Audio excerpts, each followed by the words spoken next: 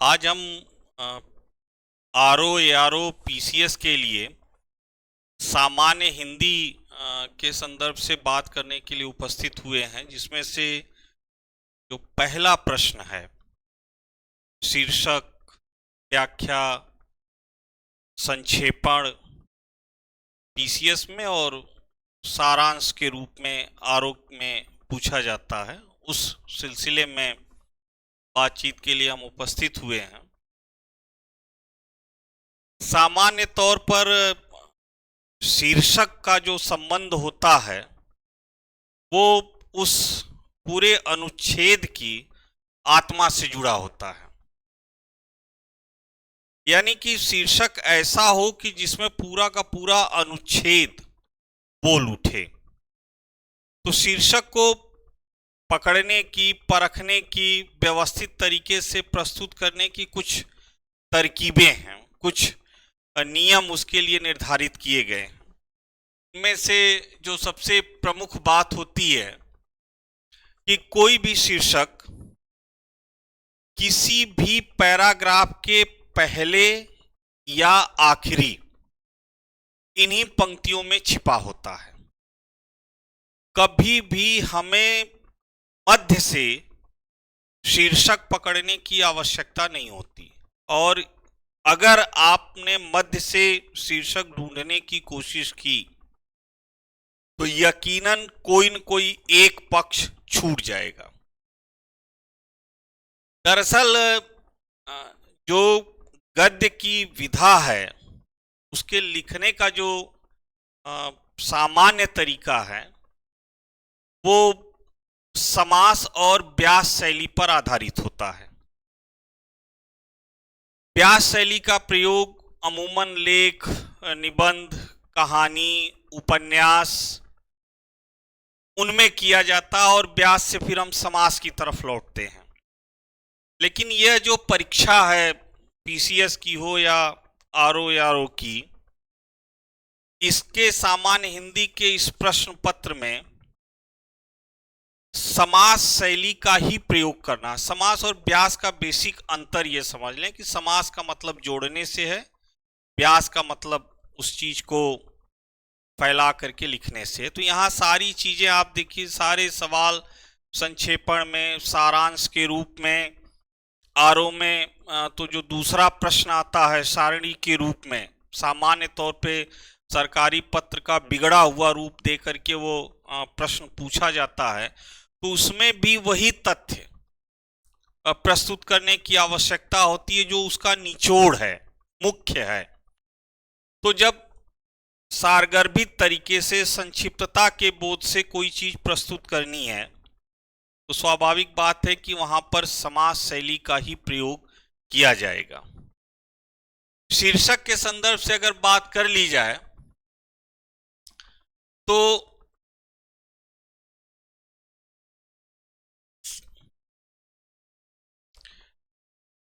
सामान्य तौर पे शीर्षक अनुच्छेद के प्रारंभिक या अंतिम वाक्य में ही छिपा होता है। प्रारंभिक या अंतिम वाक्य में शीर्षक की स्पष्टता नहीं हो पा रही हो तो ऐसी दशा में पूरे अनुच्छेद को ध्यान से पढ़कर, अनुच्छेद के मूल भाव को समझकर, फिर प्रयास ये होना चाहिए कि फिर उस शीर्षक की तलाश की जाए। सामान्य तौर पे शीर्षक को लेकर के कई भ्रांतियां हैं। कारण उसका यह है कि लेखन में रचनात्मकता एक महत्वपूर्ण तत्व है। तो शीर्षक को भी बहुत सारे लोग इस तरीके से कोशिश करते हैं कि थोड़ा रचनात्मक, कलात्मक हो।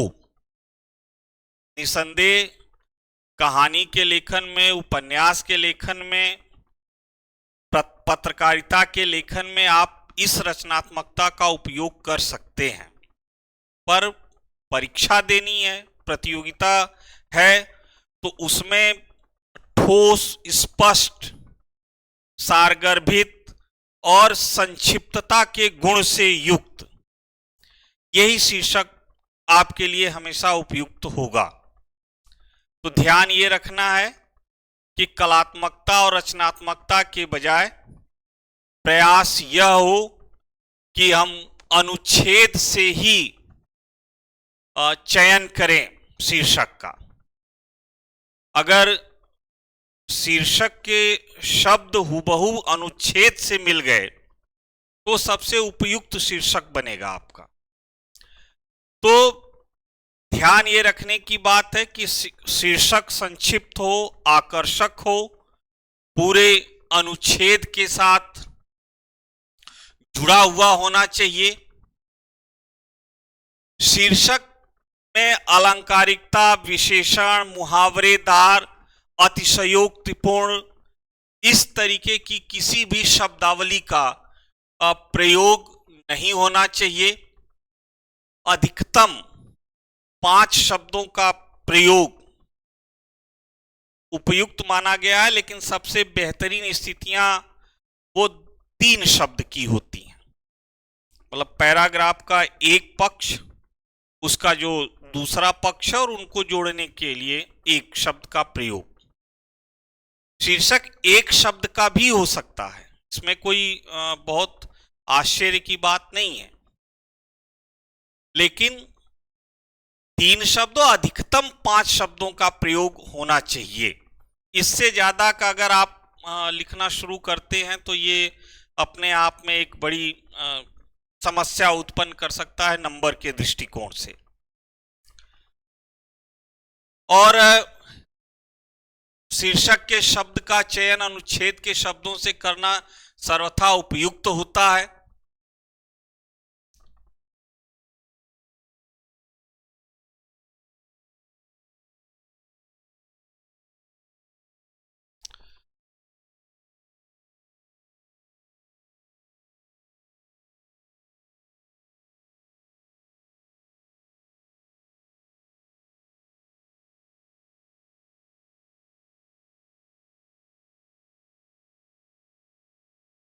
ये विशेष ध्यान रखने की बात होती है इसमें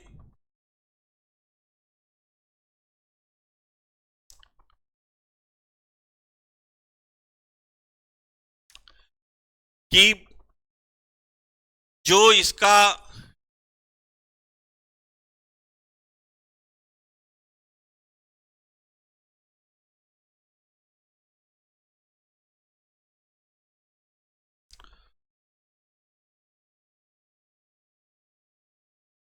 यानी शीर्षक में संक्षिप्तता हो, आकर्षकता हो और पूरे अनुच्छेद को परिभाषित कर रहा हो।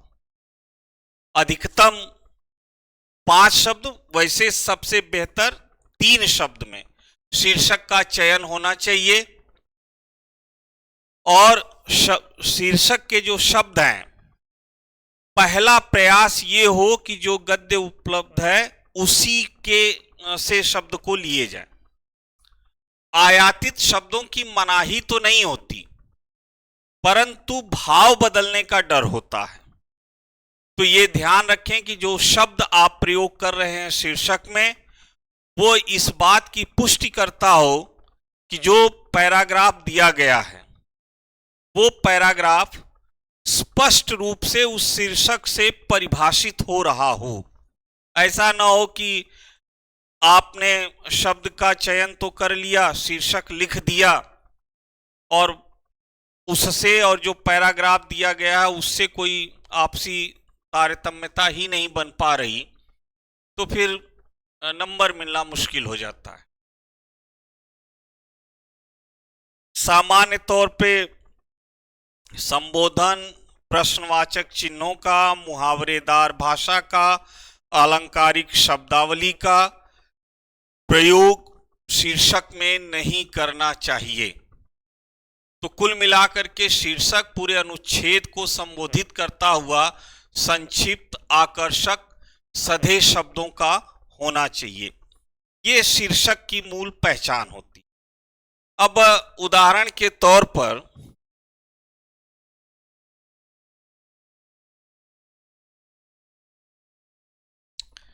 एक पैराग्राफ हमारे सामने है कि मनुष्य अगर अपनी स्थिति से उपरत्व को प्राप्त कर ले तो देवता बन जाता है और नीचत्व को प्राप्त कर ले तो राक्षस।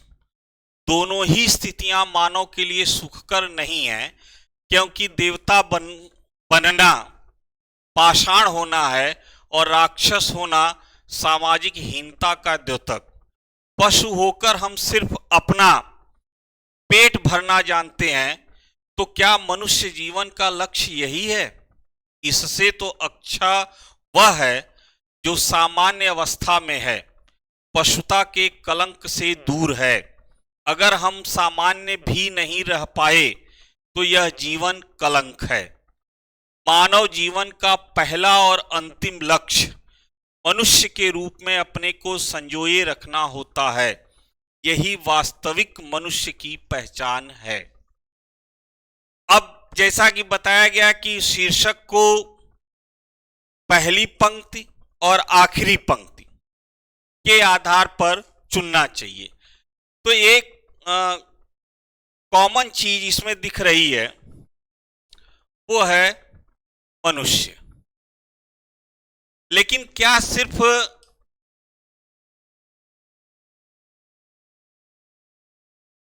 मनुष्य कहने मात्र से ये पूरा पैराग्राफ परिभाषित हो पाता है? अगर हो रहा है तो शीर्षक सही है, अगर नहीं हो रहा तो इसका मतलब कुछ और जोड़ना चाहिए। तो इसमें दो चीजें हैं, देवता बनना और पाषाण होना, ये दोनों बातें आ रही हैं। यानी मानव जीवन का पहला और अंतिम लक्ष्य मनुष्य के रूप में अपने को संजोए रखना होता है। यही वास्तविक मनुष्य की पहचान है। ये जो वास्तविक मनुष्य, ये अपने आप में कौन है? वास्तविक मनुष्य किसे कहा जाता है? ये पैराग्राफ इस बात को स्पष्ट कर रहा है। तो दूसरा मनुष्यता के रूप में कहा जा सकता है शीर्षक, वास्तविक मनुष्य के रूप में कहा जा सकता है। अब इसके अलावा आप जैसे 20 से चीजों को देख लें कि ये अपने आप में शीर्षक आपको नंबर दिला सकते हैं। अब यहां जैसे दिया कि मध्य से मान लीजिए इनकेस आपने पकड़ने की कोशिश की, तो इसमें पशु आया, पाषाण, देवता, इस तरह के शब्द जब आए तो ये कंफ्यूजन पैदा होगा। हो सकता है कि मानव जीवन का लक्ष्य,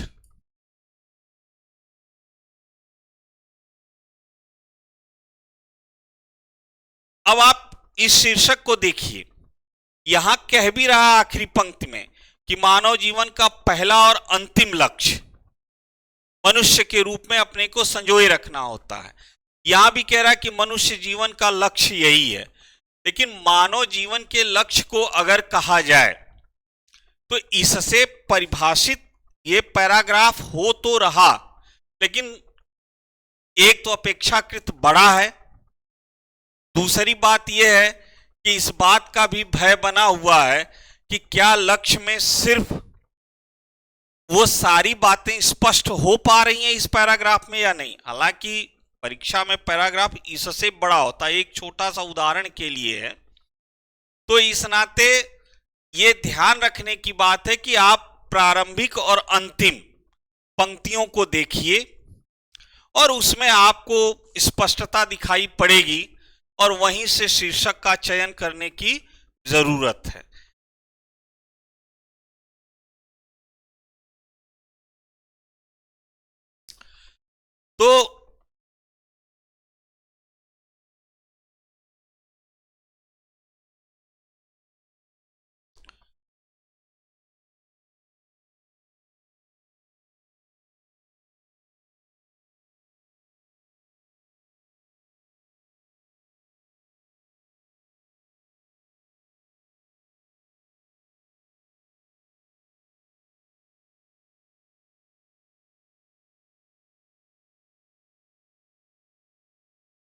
तो ये ध्यान रखने की बात विशेष रूप से होती है कि शीर्षक का चयन हम किस रूप में करें। बेसिक बात यह कि ये ध्यान रखें कि प्रारंभिक या अंतिम वाक्य से हो, मध्य से लेने की कोशिश न करिए। अलंकारिकता, मुहावरेदार, विशेष उक्ति आदि इन सारी चीजों से बचने की आवश्यकता, अतिशयोक्ति या वक्रोक्ति परक न हो। प्रयास करें कि 3 शब्दों में, अधिकतम 5 शब्दों में, एक शब्द का भी शीर्षक हो सकता है, लेकिन 5 से फिर बड़ा करने पर नंबर कटने की संभावना ज्यादा होती है। प्रयास ये हो कि जो भी शीर्षक हो वो पैराग्राफ से ही लिए जाए और ऐसा शीर्षक हो जो पूरे अनुच्छेद को परिभाषित करता हो, साथ ही साथ वह संक्षिप्त, आकर्षक व सधा होना चाहिए। इन सारे तथ्यों के आधार पर हम शीर्षक का चयन करते हैं। अब बात आगे आती है, ये सामान्य तौर पे 3 नंबर के सवाल हैं। इसके बाद जब शुरू होता है, मूलतः जहां पे विद्यार्थी को परखने की कोशिश होती है, वो पहला ही प्रश्न है, वो संक्षेपण और सारांश को लेकर। बीच में पीसीएस में भावार्थ भी कभी कभी पूछ दिया है। तो ये है क्या? संक्षेपण और सारांश क्या एक ही है या अलग अलग हैं? तो याद रखिए, ये दोनों अलग अलग प्रकृति की हैं। पहले बात हम संक्षेपण की कर लेते हैं, जो पीसीएस में सामान्य रूप से सवाल आते हैं कि संक्षेपण वह रचना रूप है जिसमें किसी विस्तृत विवरण से अनावश्यक और अप्रासंगिक बातों को हटाकर समास शैली में उसका सार तत्व लगभग 1/3 शब्दों में प्रस्तुत किया जाता है। मतलब 1/3 जो भी शब्द की संख्या होती है जो पैराग्राफ दिया गया है, उसका 1/3 से ज्यादा नहीं होना चाहिए।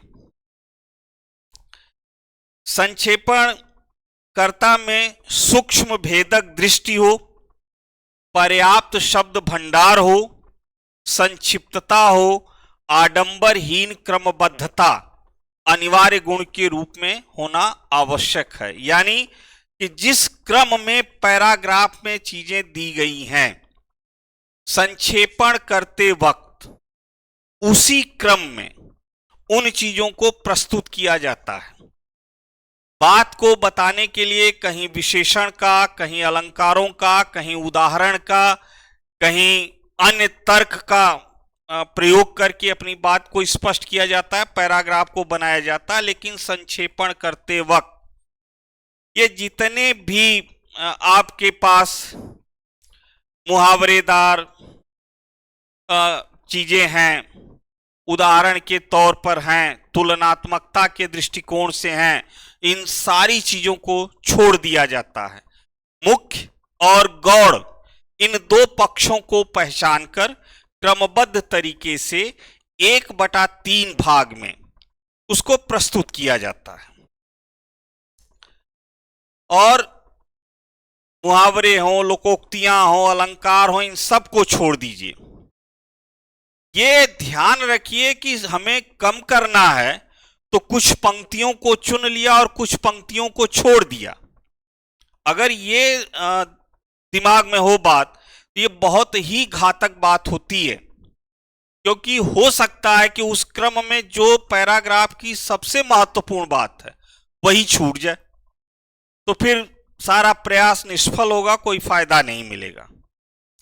तो ये ध्यान रखें कि याद रखिएगा कि संक्षेपण शब्दों का होता है, शब्दों को कम किया जाता है। भावों का संक्षेपण पैराग्राफ में नहीं होता। ये महत्वपूर्ण तथ्य है, तो जिससे काफी चीजें स्पष्ट हो जाएंगी कि संक्षेपण करता शब्दों की सीमा को कम करता है, 1/3 के हिस्से में ले आता है। लेकिन पैराग्राफ के मूल आत्मा यानी उसके भाव के साथ कोई भी किसी भी तरीके की हरकत नहीं की जाती है। तो ध्यान रखें कि इसको किया कैसे जाए। तो हमेशा संक्षेपणकर्ता को जो संक्षेपण में शब्द को कम कर रहा है, उसको पहला काम ये करना चाहिए कि अनुच्छेद को कम से कम 3 बार पढ़े और मुख्य बातें और उसके समर्थन में आए वाक्यों को अलग कर लें। लोकोक्ति, मुहावरे, अलंकारिक, प्रश्नवाचक, किसी का वक्तव्य, उदाहरण आदि वाक्यों को छोड़ दे। क्रमबद्ध तरीके से अनुच्छेद को अपने शब्दों में प्रस्तुत करें। पूर्णतया यानी कि पूर्णता अर्थात पहले पंक्ति से लेके आखिरी पंक्ति तक के बीच की जितनी बातें मुख्य और गौड़ हैं उनका प्रस्तुतिकरण ही मुख्यतः संक्षेपण की मूल आत्मा होती है। तो ये ध्यान रखने की बात है। और संक्षेपण लिखने के बाद आप ब्रैकेट में अनिवार्य रूप से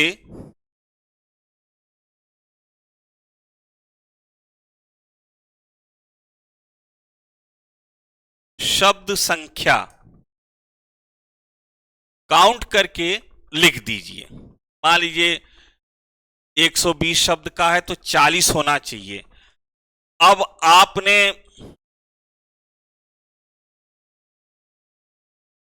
पता चला कि 42-43 शब्द में लिख दिया। शब्द की सीमा लांघ गए अगर आप बहुत ज्यादा तो नंबर कट जाएगा। तो उसका एक आसान जरिया है कि लगभग शब्द का प्रयोग कर दीजिए और जो आपकी सीमा तय है कि 200 शब्द का है, 220 शब्द का है, तो उसका 1/3 होना चाहिए। तो उसी के आसपास का आप शब्द संख्या लिख दीजिए, वो क्षम्य है, मान्य हो जाता है। लेकिन शब्द संख्या जरूर लिखी जानी चाहिए। और ये भी याद रखें कि संक्षेपण करते वक्त किसी भी अन्य प्रकार के विराम चिन्हों में, खास करके कॉमा और पूर्ण विराम को छोड़, बहुत आवश्यकता पड़ने पर ही कहीं कहीं प्रश्नवाचक का सवाल, यद्यपि प्रयास ये हो कि न आए और अन्य तो कोई आना ही नहीं चाहिए, यानी कि कॉमा लगे और पूर्ण विराम हो, यह सबसे बेहतरीन संक्षेपण लिखने की विधि है। आभासी भूतकाल की भाषा होती है, अन्य पुरुष की शैली में इसको लिखा जाता है और तद्भव शब्दों में स्पष्ट तरीके से अन्य चमत्कारिक प्रयत्न के सीधे साधे तरीके से प्रस्तुत भाषा ही इसकी महत्वपूर्ण होती है। कभी भी विचारों या भावों या शब्दों की पुनरावृत्ति नहीं की जाती है। अगर कोई वाक्य उद्धरण आदि के रूप में विराम चिन्ह युक्त हो तो उसे परोक्ष कथन में बदल दिया जाता है। जैसे राम ने कहा हम जीत जाएंगे, एक उदाहरण है।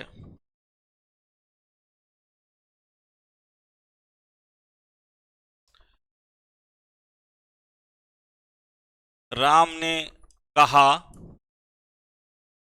हम जीत जाएंगे।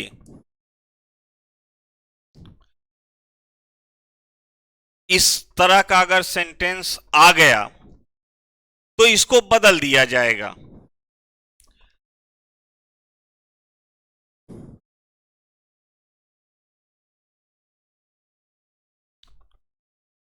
इस सेंटेंस हो जाएगा कि राम ने कहा कि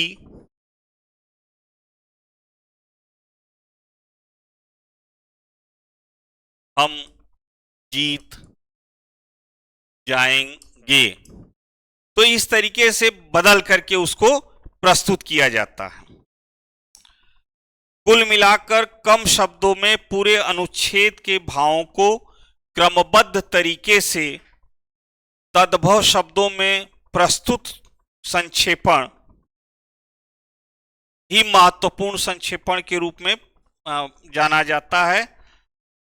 तो महत्वपूर्ण गुण क्या क्या संक्षेपण में होनी चाहिए? संक्षिप्तता हो, क्रमबद्धता हो, पूर्णता हो, स्पष्टता हो और प्रभावनात्मकता हो, यानी प्रभावित करे, इंप्रेसिव होना चाहिए।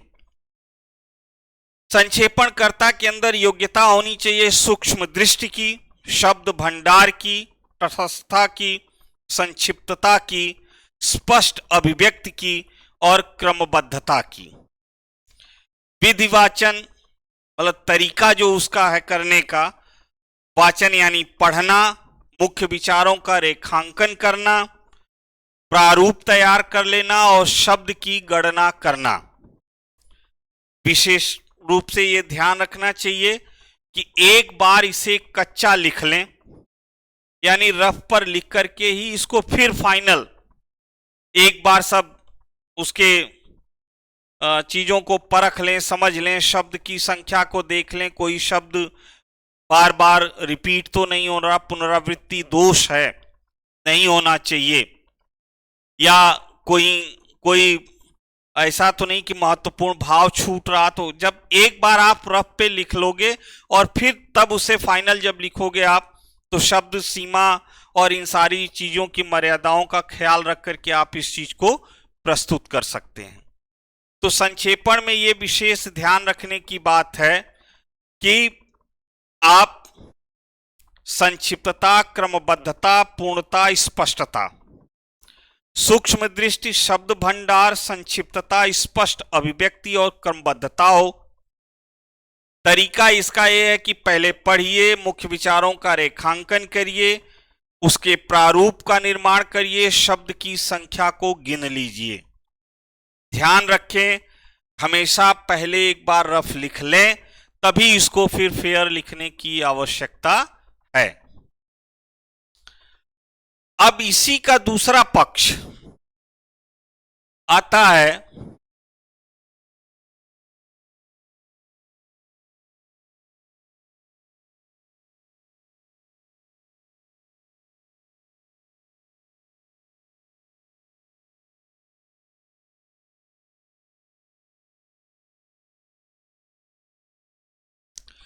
से संक्षेपण की भाषा को लेकर के लेखन में क्या क्या ध्यान रखें कि भाषा मौलिक हो, व्याकरणबद्ध तथा स्पष्ट होनी चाहिए, अलंकारिक शब्दावली, सूक्तिपरक वाक्यों का समावेश, मुहावरेदार भाषा का प्रयोग कदापि नहीं होना चाहिए, अवतरण में आए हुए सूक्तियों, अलंकार, विचार को सरलता पूर्वक छोड़ देना चाहिए, साथ ही साथ शब्द समूह, वाक्यांश और उपवाक्य की जगह एक शब्द का प्रयोग लाभकारी होता है। संक्षेपण में एक ही शब्द का बार बार प्रयोग नहीं कर। तो संक्षेपण और शीर्षक जिस पर बात हो चुकी थी, आरओ में सारांश पूछता है। सारांश और संक्षेपण में अंतर को समझ लें पहले, कि किसी भी गद्य खंड के सार यानी मुख्य तत्व को प्रस्तुत करना, सिर्फ पैराग्राफ के मुख्य अंश को प्रस्तुत करना सारांश के अंतर्गत आता है। मुख्य और गौड़ पक्ष दोनों को प्रस्तुत करना यह संक्षेपण के अंतर्गत आता है।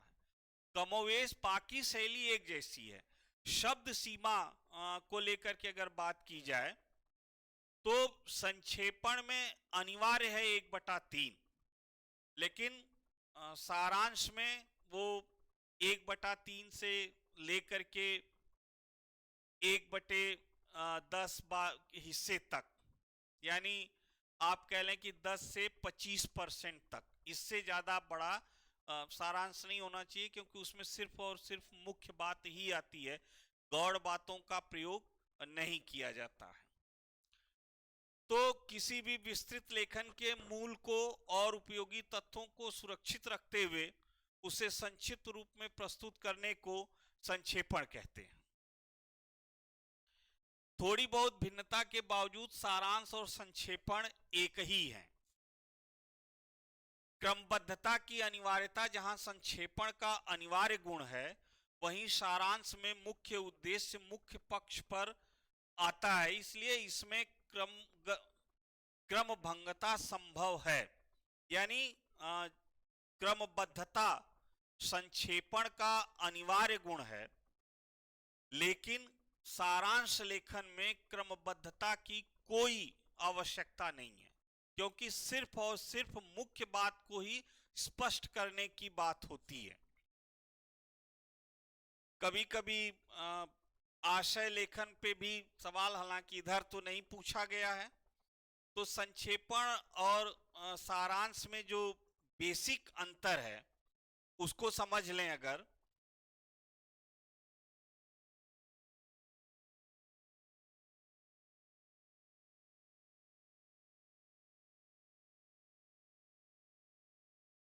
तो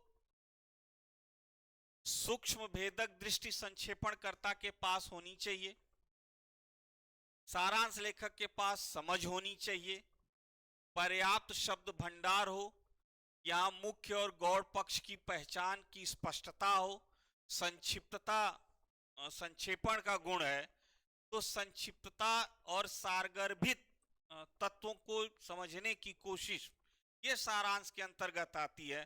क्रमबद्धता संक्षेपण का यानी पीसीएस वाले में अनिवार्य रूप से दिखाई पड़ता है, और सारांश लेखन में नीर क्षीर विवेक दृष्टि यानी कि हंस बुद्धि जिसको आप कहते हैं उसका प्रयोग होना चाहिए। हमें ये स्पष्ट रूप से मालूम होना चाहिए कि हमारे लिए पैराग्राफ में कौन सी बात महत्वपूर्ण है या कौन सी उतनी महत्वपूर्ण नहीं है, गौड़ है तो गौड़ पक्षों को छोड़ दिया जाता है और सिर्फ मुख्य पक्ष को ही सारांश में प्रस्तुत किया जाता है। बाकी शैली हुबहू वही, अलंकारिकता, मुहावरेदार भाषा, इन शब्दावलियों से बचने की, किसी प्रकार के उदाहरण आदि से बचने की आवश्यकता होती है।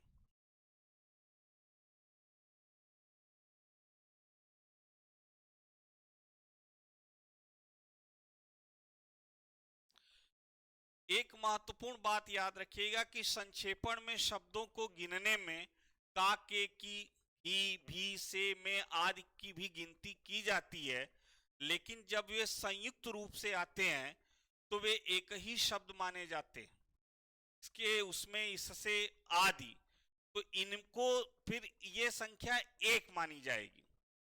ये नहीं कि इस अलग जोड़ो के को अलग कर दिया, लेकिन ये अलग अलग आए तब ये शब्द की संख्या दो हो जाती है। सामान्य तौर पे ये सिर्फ समझ के लिए, इसका कोई बहुत अर्थ नहीं है। अब जैसे ये पैराग्राफ है,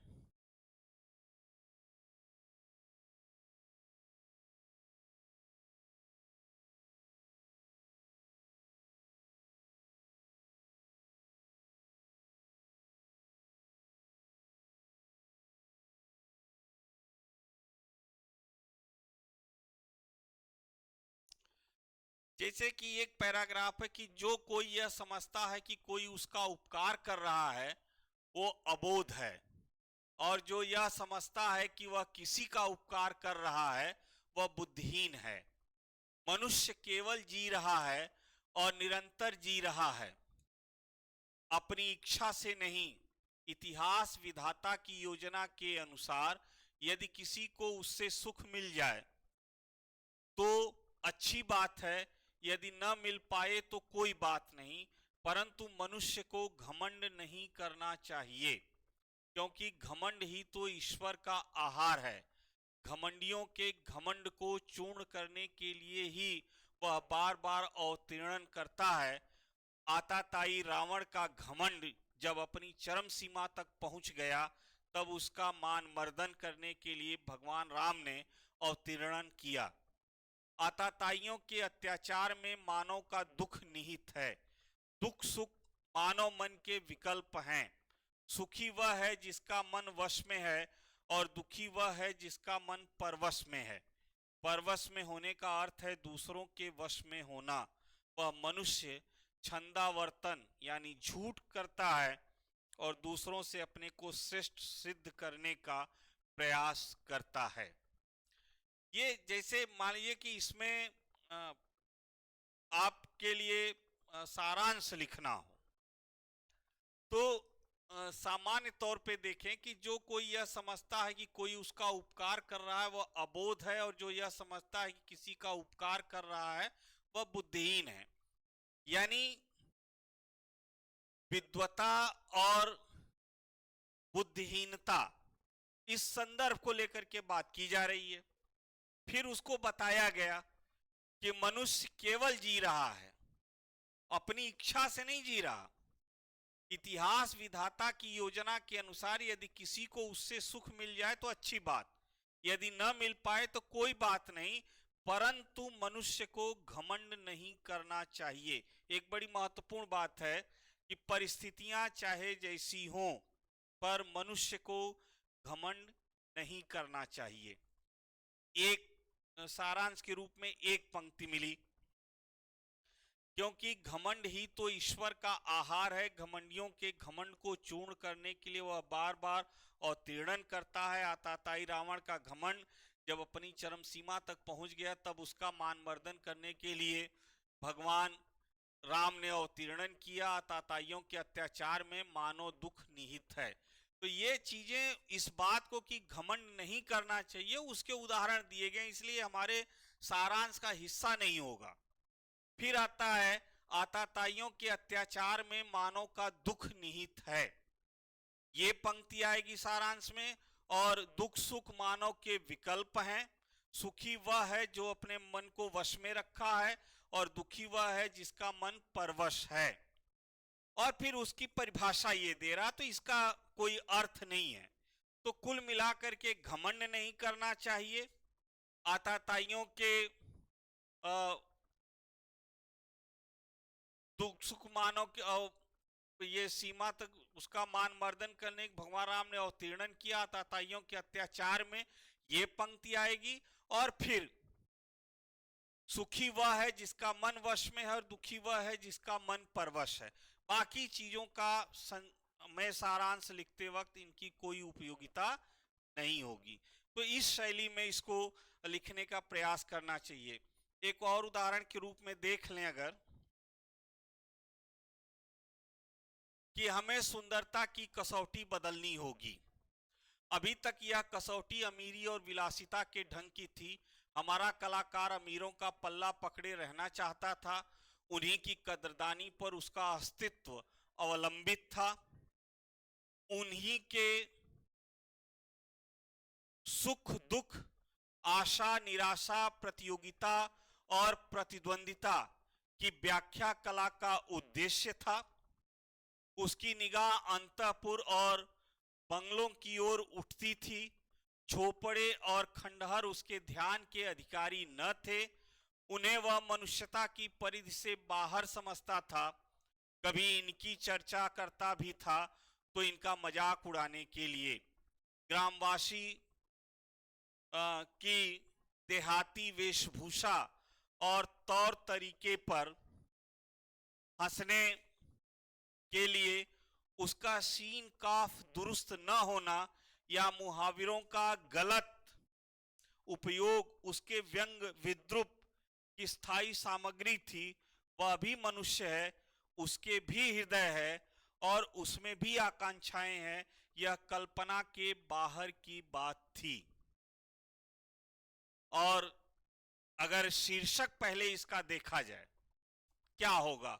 सुंदरता की कसौटी बदलनी होगी, आकांक्षाएं हैं, कल्पना के बाहर की बात है। तो इसमें स्पष्ट रूप से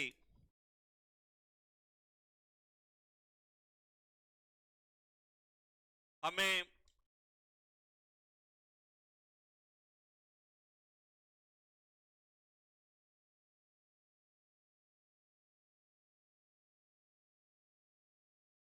ये शीर्षक दिखाई पड़ रहा है।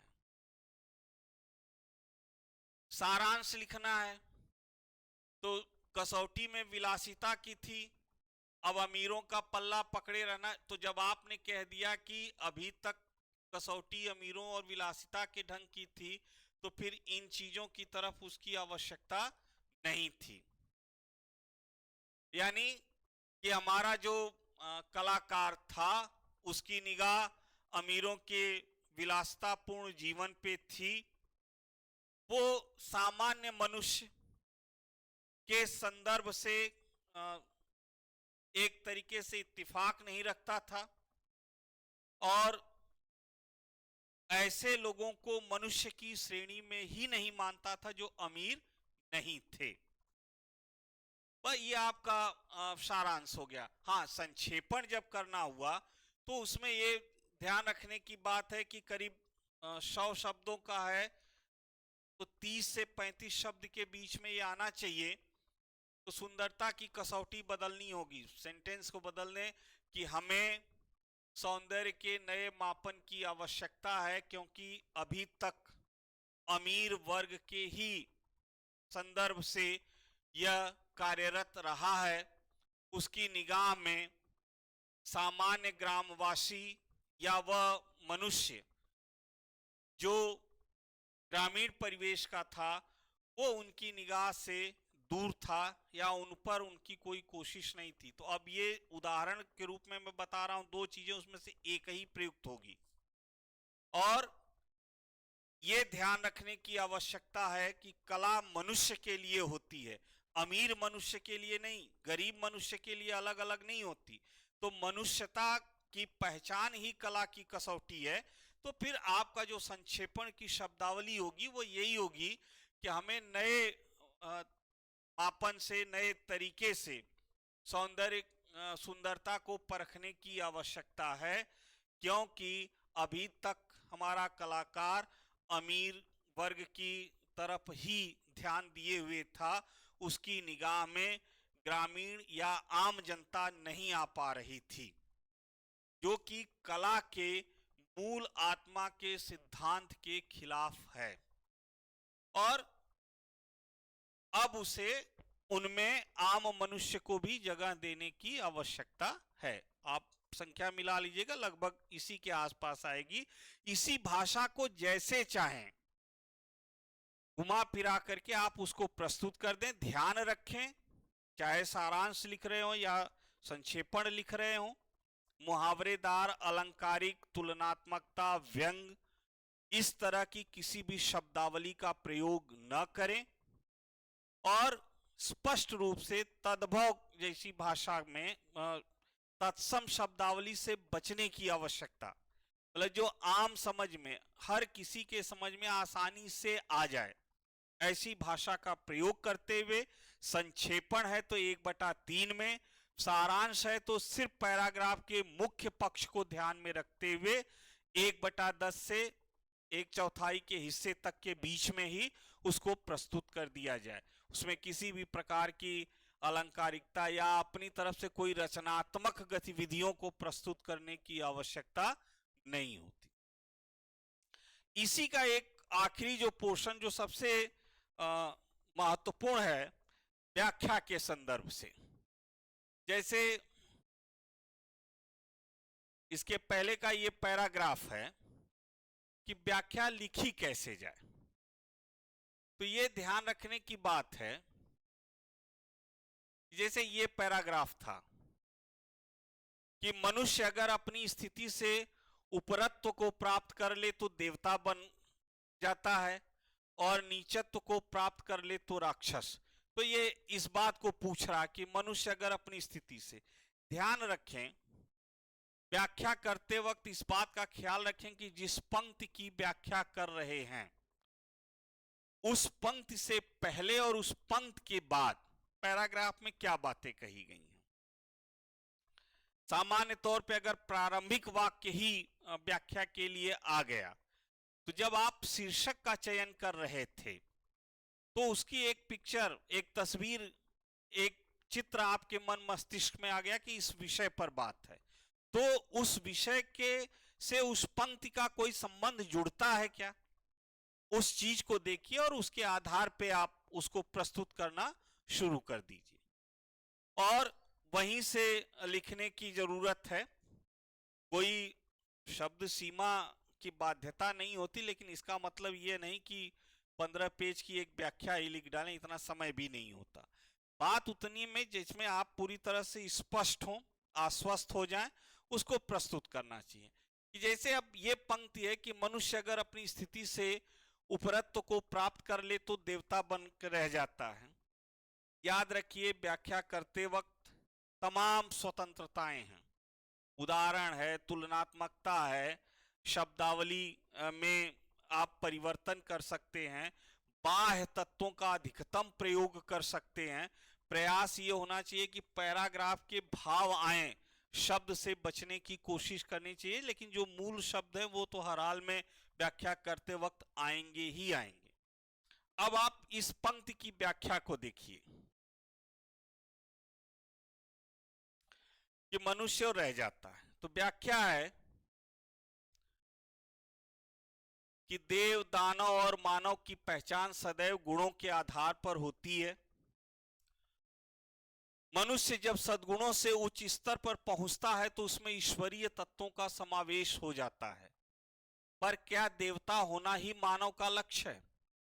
व्यवहारिक स्थिति देखी जाए तो देव दर्शन मंदिरों की पाषाण मूर्ति में ही दिखाई देते हैं।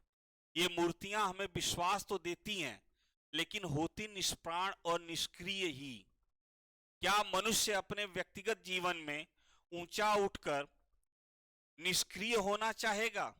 इससे तो बेहतर है अपने समानार्थी के साथ कंधे से कंधा मिलाकर उनके दुख दर्द को बांटे, न कि किसी मंदिर की पाषाण मूर्ति बनकर जीवन जिए। टिप्पणी के रूप में व्याख्या लिखने के बाद टिप्पणी अनिवार्य रूप से लिखनी चाहिए, जो उस पैराग्राफ को परिभाषित करे, स्पष्ट करे या उससे मिलती जुलती बातें हों। एक जैसे कि बड़ा हुआ तो क्या हुआ, जैसे पेड़ खजूर, पंथी को छाया नहीं फल लागे अति दूर। कि अगर आप मनुष्य से देवता बन भी गए तो ऐसी ऊंचाई पर पहुंचने से क्या फायदा। अटल बिहारी वाजपेयी जी की एक कविता है कि प्रभु हमें ऐसी ऊंचाई मत देना जहां मैं अपनों से मिल न सकूं, कुछ इस तरीके के भाव के साथ का। तो ऊंचा बनना, श्रेष्ठ बनना, ये मनुष्य का स्वभाव हो सकता है, लेकिन ईश्वरत्व के पाषाण रूप में हो जाना, कि इतना बड़ा हो जाए कि उस बड़े होने का लाभ हमारे अपने आसपास की दुनिया को न मिल सके, इससे वो बचने की बात इस व्याख्या के अंतर्गत कही गई है। मनुष्य को देवता के गुणों से विभूषित होना चाहिए, देवता नहीं बनना चाहिए। देवता एक आदर्श तत्व है, आदर्श प्राप्त करने की कोशिश होनी चाहिए। आदर्श प्राप्त हो गया तो फिर वो आदर्श रहा ही नहीं, तो फिर एक नए आदर्श को गढ़ने की आवश्यकता है। तो मनुष्य से देवता बनने की जो प्रक्रिया है, यानी देवताओं के अंदर जो अच्छे गुण हैं वो मनुष्य के अंदर समावेशित होने चाहिए। वो मनुष्य की पहचान को स्पष्ट करने के लिए पर्याप्त होते हैं, लेकिन खुद देवता बनने का तो उसका कोई अर्थ नहीं होता। ऐसे ही दूसरी पंक्ति की व्याख्या है कि इससे तो अच्छा वह है जो सामान्य अवस्था में है, पशुता के कलंक से दूर है। अगर हम सामान्य भी नहीं रह पाए तो यह जीवन कलंक है।